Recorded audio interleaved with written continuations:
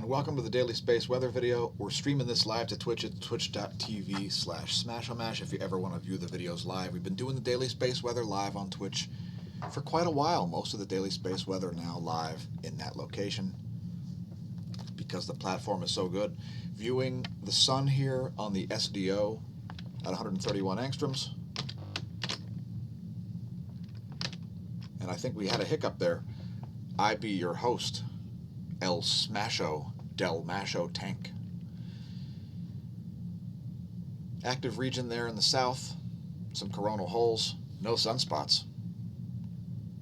Let's look at more stuff. Here's the view on HelioViewer. You can see the field associated with that active region, as well as a little bit of activity up here in the north. There's 171 angstroms. Small active region setting there in the southwest also, below my pointer here, in that location right there. And let's do this new fade that I've been liking. The fade to 304 angstroms. And I forgot to use it as a thumbnail yesterday, maybe today. And there you can see the filaments on 304 angstroms, mostly, almost entirely in the north. And, by the way, thanks to all of our new viewers. Thanks to Diamond over at Oppenheimer Ranch Project. Check out our related content. We'll be looking to get all of those hosts on the channel soon. Please take a moment to press like and subscribe if you haven't done so. Please share on your social media, check out our links, and support our channel as we endeavor to do a lot of things. Thanks to our new subs over at BitChute. When we get to 150, we will do a BitChute exclusive video. So thanks again there. Will you be our 150th sub on BitChute? Let's talk about the smAsho mission. You can read it yourself at smashomash.com/forum/mission. That's smashomash.com/forum/mission. Number 6 is to assist mankind by advancing the study of predictive phenomenon in order to optimize value and reduce risk and liability and save lives and resources and adapt no matter what the adversity is. That's part of the reason why we study the sun so closely. And we won't talk about solar forcing on climate and things like that right now, shall we? First, let's look at the 193 angstroms wavelength, part of the UV spectra of ionized iron. A specific ionized state of iron indeed. And there you can see some coronal holes associated with the South Pole and the North Pole and that small active region. Even the Earth-facing equatorial portion is looking a little bit holy. Not macaroni. We'll talk about that in a minute. KP index is at 1, having been steady for the past 18 hours, coming up off the floor from its 0. Let's talk about Comet Swan. Comet Swan is going to get within 0.56 astronomical units of the Earth. Now, an astronomical unit, for those of you not aware, is the distance from the Earth to the Sun. So here's the current light curve that we see. So it's dimmed a bit in the past few days. But check out that image taken from Namibia by Farm Tivoli. Oh, Gerald Raymond of Farm Tivoli. Great image of Comet Swan. And this is located at spaceweather.com if you want to check it out. The 10.7 centimeter radio flux is at 70 solar flux units. Basically solar minimum conditions. And let's head to theplanetstoday.com and talk in a silly, stilted fashion. Here's where stuff is in the solar system. Here's where things will be in a week. And now you can see Saturn is going to have a direct line through Jupiter to the moon. So that's, I don't know if you're aware of how spooky that is, but it's very scary and spooky. And let me just draw a quick diagram for you here. Bring up Epic Pen so that we can show you what's going on with that, because it's very scary and spooky and scary. So, all right, here we go. So, you've got this line, and Saturn is, remember, Saturn is projecting signals to the moon. The reptilians live there. Satan, you know, the reptilians, Saturn, Satan, all that good stuff. They're sending signals to the moon to keep you scared, and then they're feeding off your fear. I believe that's the theory. Anyway, there's where things will be in 1 week. And it's looking very scary and spooky. You have this straight line of objects here. And I mean, it's very scary and spooky. Please leave a comment if you'd like us to try to diagram where Nibiru is. I think Nibiru is out here now. Just kidding, folks, just kidding. I apologize for that temporary aside into insanity. Next, looking at in-the-sky.org to check out where stars are. By the way, if you've got a low horizon before sunrise, you've no longer got any Eta Aquarids to look at, so perhaps look at Jupiter, Saturn, and Mars rising before the sun each morning if you've got a low horizon and a clear ecliptic. Check it out as the moon moves into a setting position. And we're going to talk about cosmology very briefly to say it's a teaser, because we're not really doing a cosmology segment. We're just teasing about today's edition of Diamond Anvil, Too Hard to Smash, as there's some interesting stuff to talk about. Let's talk about Macaroli. Now, I don't know if you're aware of what Macaroli is. Diamond, I believe he may worship Macaroli, which is why he refers to it as holy so often. So let's look into it. Indeed, I believe it is macaroni stuffed ravioli. Boom. Yeah, I said it. Boom. Case closed. Macaroli is ravioli stuffed with mac and cheese. Now, I make mac ham and cheese, so we may have to do this, and cheese. I'm getting in the weeds now. Son of a beehive. We've updated the section on smashomash.com/forum, the cosmology segment, the cosmology forum rather, on the most, where we have like the most bright objects, the most quasar outflow, the closest objects, the brightest objects, which is Deneb, stuff like that. Well, here's the closest massive gravitational anchor point. We see these two stars orbiting this location, and apparently this location's moving too. So the quote black hole end quote is moving like this, and this star's going like this, and then this one's on a 40-year orbit, a very eccentric 40-year orbit, and the other one has a 40-day orbit. Wait, 40-year and 40-day? 40 days and 40 years. All right, no, I apologize. It's 40 days on the closer orbit. And anyway, read the article. Head to smashomash.com/forum. Go to the cosmology forum. Read the section on the most.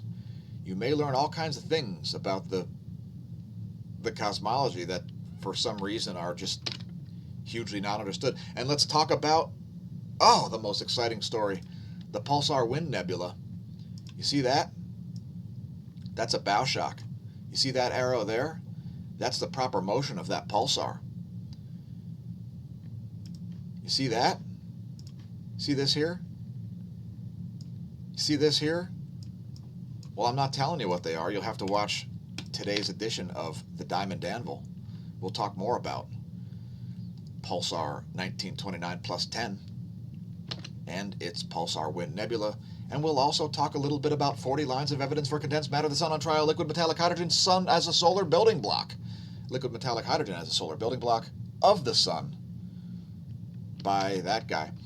Let's get back to data here. This teaser brought to you by me at massive personal expense. Here's the GOES X-ray flux, and you don't see any B-class flares or anything like that. No flares, period. Just a flatlined. Proton flux is flatlined. No surprises there. Here is the transient outburst graph for Cygnus X3, and we actually did get a pretty dense outburst there. And the reason we always cover this is because Cygnus X3 is one of the only known point sources for cosmic ray flux in the universe. It's also the brightest intrinsic object visible from Earth. In other words, it's the brightest object in the galaxy from Earth's perspective, in that we're looking down one of its Z-field jets. Next, we're going to look at cosmic ray graphs here. We're going to look at a couple different cosmic ray neutron monitors, etc. Here's the opacity neutron monitor, and you see we did see a little uptick there in the past couple of days, making the past 30 slightly upticked. Barentsburg doesn't really show the same uptick there. Next we'll go to Athens, Greece, and check their neutron monitor. As they're back to sending data now, it looks like the covidiocy might have ended there, and they got back to collecting cosmic ray data. There's the Athens neutron monitor, quite flat on the past month there. Keep in mind that's much farther south. Here's Mexico City, and it's quite flat there, no uptick there over the past couple days. Let's see if Moscow's sending data yet. Nope, still on March 11th. And lastly, we'll look at Oulu and one Antarctica monitor. Here's Oulu, Finland. Small uptick there in the past 2 days, similar to Barentsburg. And here's DOMC Antarctica. Looks like some spotty data there. If you want to monitor this yourself, don't take our word for it. Look up the network of cosmic ray stations.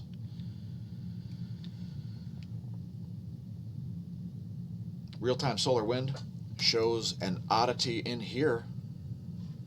Looks like a coronal mass ejection strike there, as we see a sudden uptick in solar wind speed as well as plasma temperature.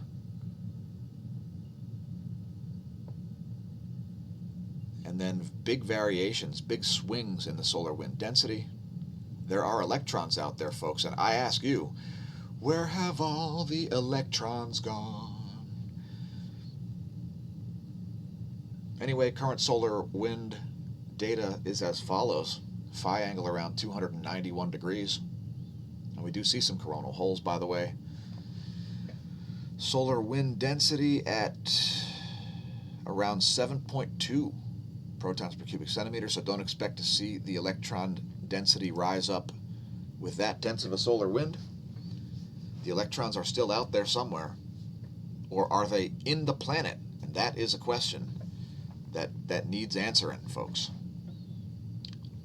As it is a mystery how Earth's geomagnetic field is generated. Next, looking at the solar wind speed, and it's very low at background levels, 322 kilometers a second or so. Next, we'll look at magnetosphere movies, and we see a significantly higher pressure than we did yesterday, a little bit more normal, as yesterday we saw incredibly low pressure. So low that it caused me to come back from behind the toilet paper microphone and talk about the solar wind.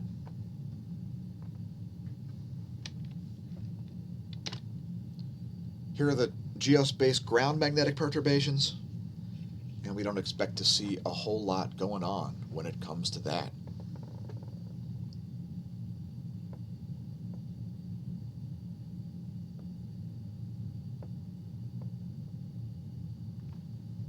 Anyway, welcome to the polar excursion, as we have two north poles and a south pole creeping toward southwestern Australia.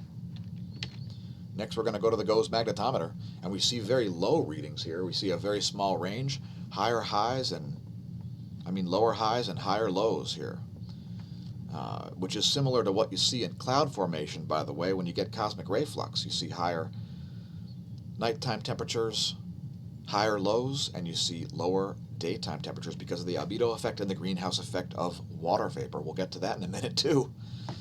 Anyway, there's the GOES magnetometer. Pretty spiky here, and we are looking at the possibility of a coming heliospheric polarity current sheet changeover, I'll say. And it looks like stereo A coronagraph is back online here.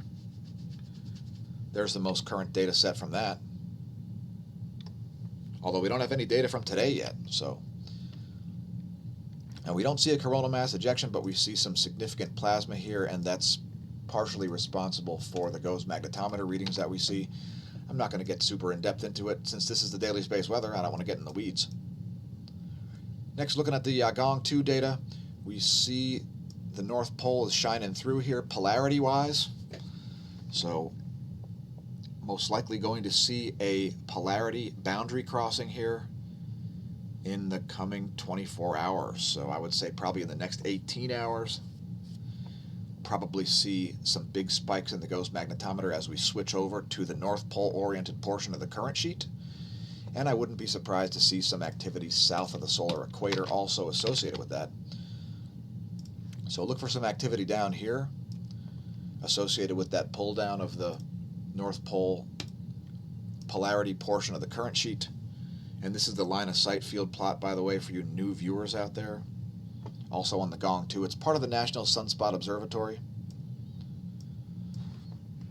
Keep in mind the data is an hour and 11 minutes old, and the magnetic environment can change at any time with basically no warning.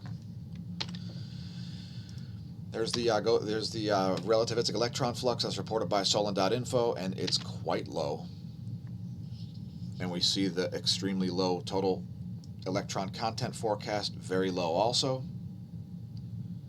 Not expecting to see very many GPS errors or satellite charge-ups until that solar wind density simmers down. Very low electron flux levels.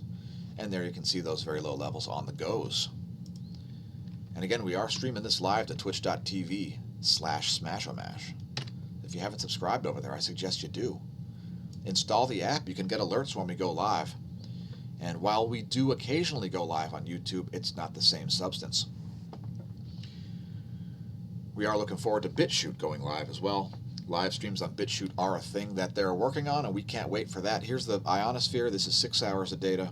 And we see a continuously wobbly ionosphere as it's kind of all over the place here, folks. And yeah.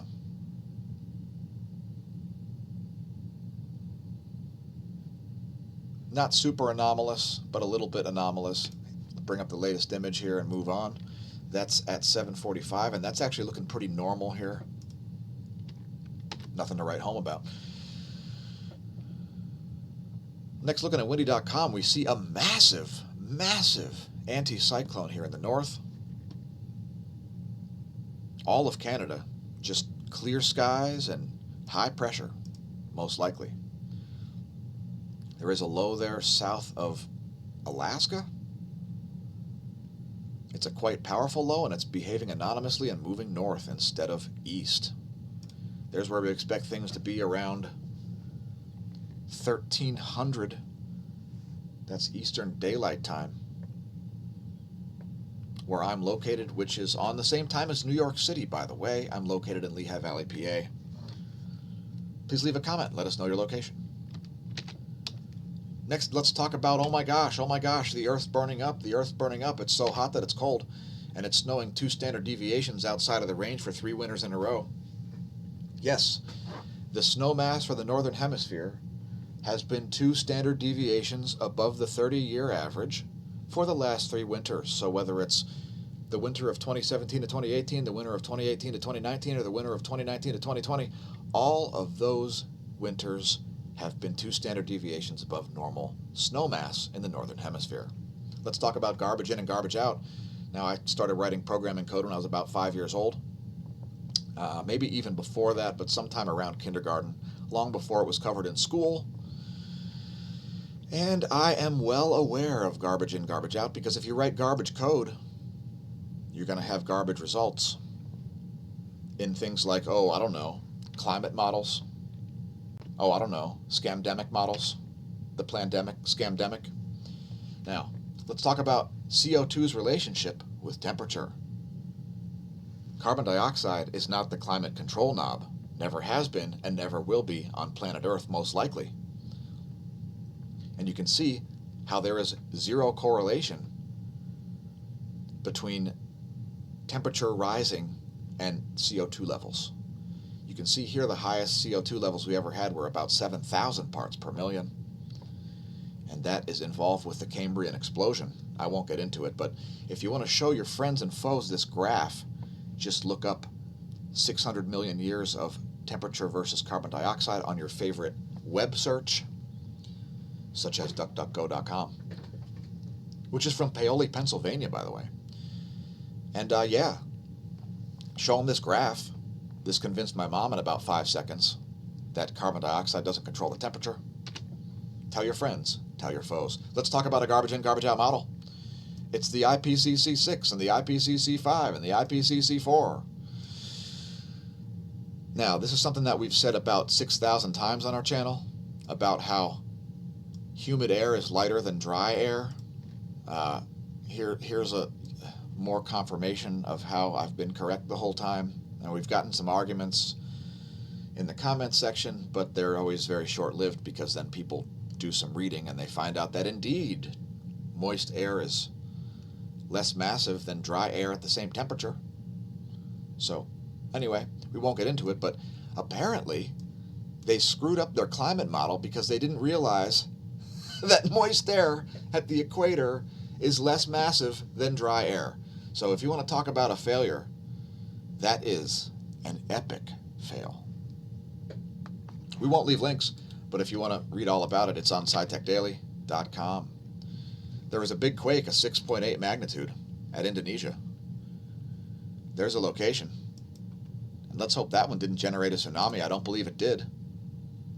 Let's check the tsunami.gov. I thought tsunami.gov was linked here. Really? I gotta type? This is like work. Just kidding, folks. If I didn't show you this stuff, I would view it myself.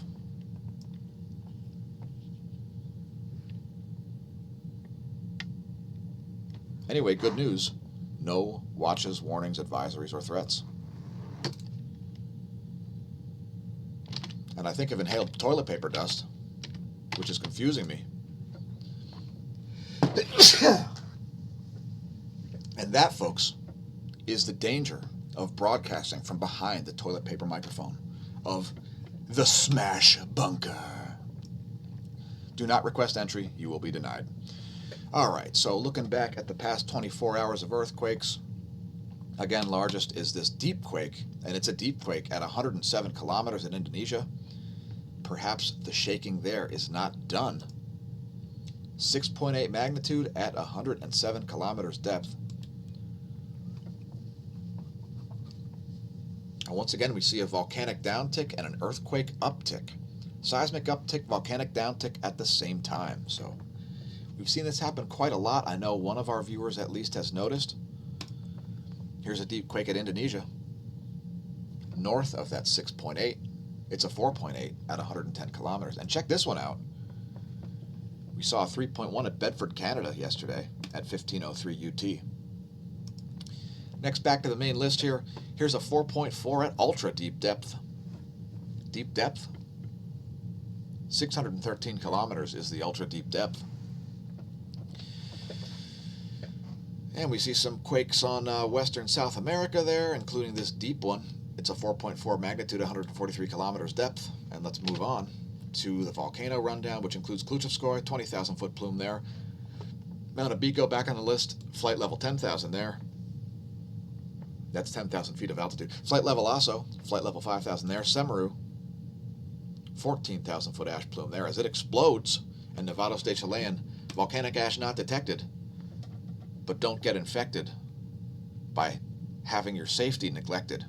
By attempting to pole vault the caldera at Nevados de Chilean. It could be unhealthful. And speaking of unhealthful, oh my God. It's so scary. It's so spooky that I just have to put an overlay on and just ramble on about how, are you aware that you are essential? Are you aware of that? Well, you are essential. You know what's not essential? Those bureaucracies that can't get out of their own way and they're bloated and they're doing utterly ineffective things and causing you to be less safe instead of more safe. You know, those things? Yeah, you know what things I mean.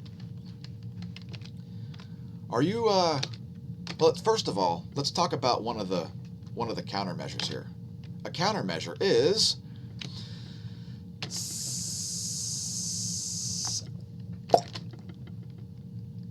oh my goodness, it didn't work. What's going on? Well, it takes about 5 minutes, folks. So now, I don't know if you're aware that that's what the sun looks like if you viewed it from the pole. Yeah, it's kind of donut shaped. Yeah, it's kind of, there's like a tube sort of a thing going on. Yeah, that's a thing. Anyway, just give it a few minutes at room temperature in sunlight, and what you'll find is... Come on now.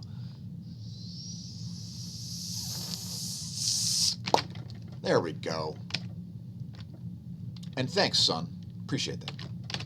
And the point is, don't be a COVIDiot.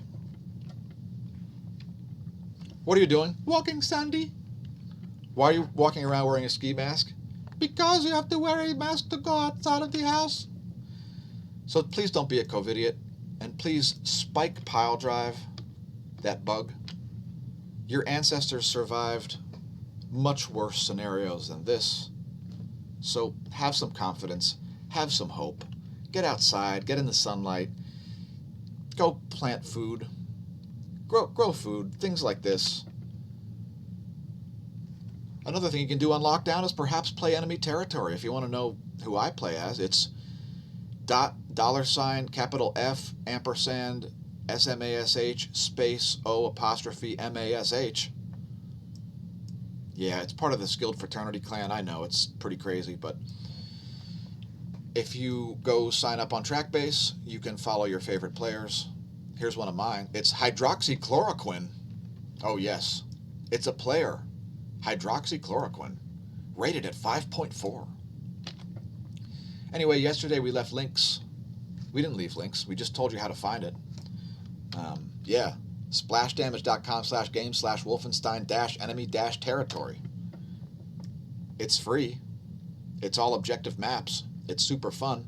There's a thriving and lively community. Here's some screenshots of the game. Later we'll show you videos of me owning people. Maybe even the Smash Scrim. Perhaps we'll show you later. Let's talk about another great show. It's called The Guild. It's hilarious. It's about gaming. And here's the intro reel. Part of it. It's Friday night, and still jobless, yay. Game I play online, it's nothing important. Sid Sherman, what is your problem? Anyway, this famous actress, I have no idea what the heck her name is, but she's in some mainstream television shows like Supernatural, and I believe even on The Walking Dead. So check out The Guild. It's on YouTube. I don't know if all the seasons are there, but it is hilarious. It's a very well-produced show. There's something in there for everybody to enjoy. Also, check me out on Instagram if you haven't done so. We do things like tell you to buy MSM, and we say, made in China. China. And this brings us to our Learn to Pronounce China section. So, OMG, it's made in China. So anyway, learn to pronounce China. Say it like the Donald. China. China. China. Hashtag China. Made in China. So there's a new term defined. China. You got to say it as if you had a stuffy nose. China. China. Come on, take a moment to say it aloud. China. Whatever you do, don't hallucinate with science. It could lead to delusion and hence confusion. Were you aware that Zero Hedge got banned from Twitter? What are your thoughts on censorship by big tech? Do you think big tech's breaking the internet, or do you think the internet's breaking big tech? I think it's cute. Anyway, shout out to Zero Hedge and Tyler Durden celebrating 20 years of Putin today. Yay! So, yeah, Zero Hedge, Tyler Durden, shout out to them folks. The libertarian financial newspaper, Zero Hedge, banned from Twitter and still read by giant portions of the internet. For instance, this article has been viewed 5,840 times. And I'm just going to kind of scroll down here. I'm not going to read any headlines, but it's, yeah, there's some interesting material there. You may want to have yourself a read, because you know what? The flak is always the densest when you're over target, isn't it? So perhaps it's been banned from Twitter because it's good to read. I don't know. Just saying. Indeed, we have not been banned yet from Twitter. Give us some time. We'll see what we can do. Some good news that we've updated onto smashamash.com/forums section about coronavirus. Positive tests for recovered virus patients are not reinfections. That certain organization says. I don't know. Who are they? Who? I don't want to know. Who are they? Anyway, that's good news because it probably means that there's some portions of the virus still in the damaged lungs, and if you want to read all about it, head to smashamash.com/forum. Again, thanks to our new subscribers over on YouTube. Please tell your friends, tell your foes, share on social media. It's lots of fun for everyone. Sometimes, when it's not a total mess. And whatever you do, folks, don't truckle to tyranny. That means to act in a subservient manner, which is the word of the day on Merriam-Webster. Don't be a bootlicker, folks. Sometimes you need to go do things because reasons. Anyway, here's the jet stream of both the northern and hemisphere. Both the northern and southern hemisphere is what I meant to say. It's really all over the place in the northern hemisphere. Check it out, heavily concentrated over here. And let's look at the western hemisphere. There's the western world. We've got a 100% backward jet stream right here. See that?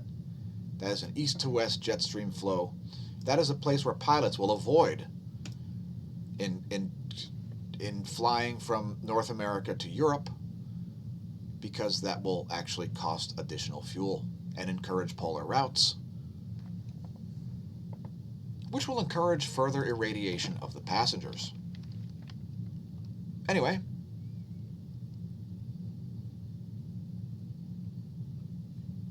let's actually take a look real quick at the surface winds, as we saw massive anticyclonic behavior over Canada. Let's just see if that shows up. Not really seeing any anticyclonic behavior. And here's the 10 hectopascal winds, folks. This is always interesting. This is what you would see if you were an alien looking at the Earth, probably.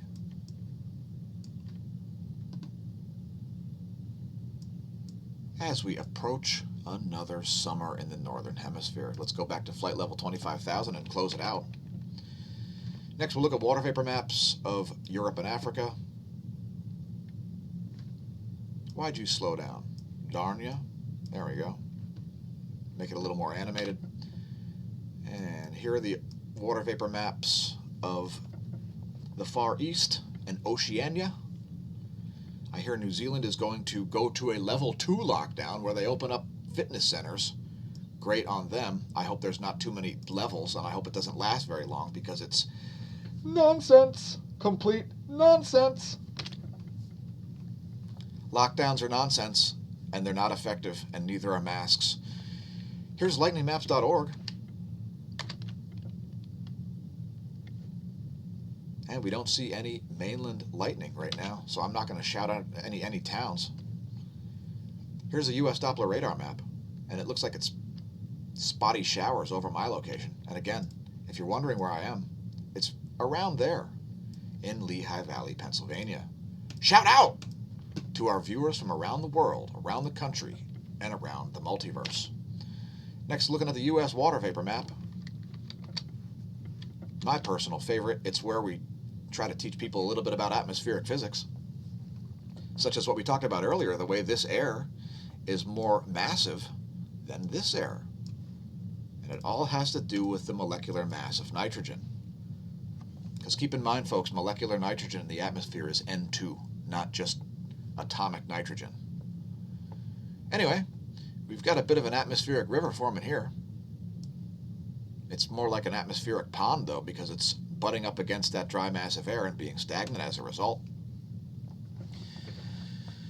And I'm going to actually zoom in on my own location for once, as we see this jet stream dip about to go across Pennsylvania. It's going to be cold. Going into the weekend, we may even see snow. I may even get up before dawn and drive to the Poconos to see one final snow of the year, because we were deprived of snow. The whole corridor from Boston all the way down to D.C. had almost zero snow over the entire winter, while the rest of the northern hemisphere had 2 standard deviations above normal for the 3rd winter in a row. Apparently it's so hot on the planet that it's cold. By the way, this is how planets glaciate. it snows, and then it snows more, and then it snows more, and then eventually it doesn't melt, and you get a positive feedback mechanism caused by the albedo effect of snow reflecting light back into space. It's a real danger, not a warmer planet. Colder one dangerous, warmer one beneficial to mankind. And now that we've spoken about atmospheric physics, I'll be awaiting the winds to pick up, because when you see this ultra dry air, folks, that's a high pressure system and it's associated with high winds. Where have all the protons gone? Well, there's a lot of them right there. And let's just move on and not get into the weeds any further before people get mad and decide to unsubscribe from the channel. Just kidding, folks. Thanks to the Smash team for leaving comments, sharing, etc. It's a smash blast. Thanks to the subscribers on Subscribestar, where the tier is $3 a month. And by the way, we also do have a PayPal. It's paypal.me/smashamash. The tiers at Patreon are only $1 a month and $9.99 a month for our gold tier members, who get all kinds of things like free music and ringtones and alarm tones and other silly things that other users don't get. But thanks to everybody who contributes to the cause. You are indeed the assistant and associate producers of the content. Let's close things out by looking at the sun a little bit more to see 0 sunspots. Here is the intensitygram. Here is the colorized magnetogram, refreshed live for your viewing pleasure. Again, it's twitch.tv/smashamash. Check out the other links below the video also. A couple semi-active regions there. Little bit of magnetic organization happening there, and there, and there.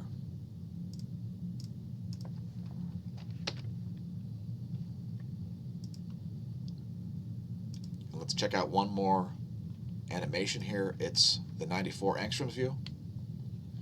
We're going to zoom in at just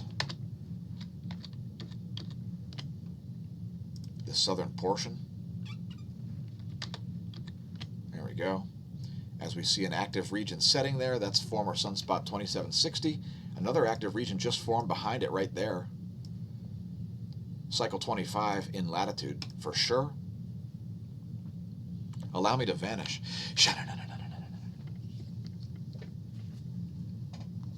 Thanks again for tuning in, folks. Again, please share on your social media. Thanks to all of our new subscribers. Another video coming out today.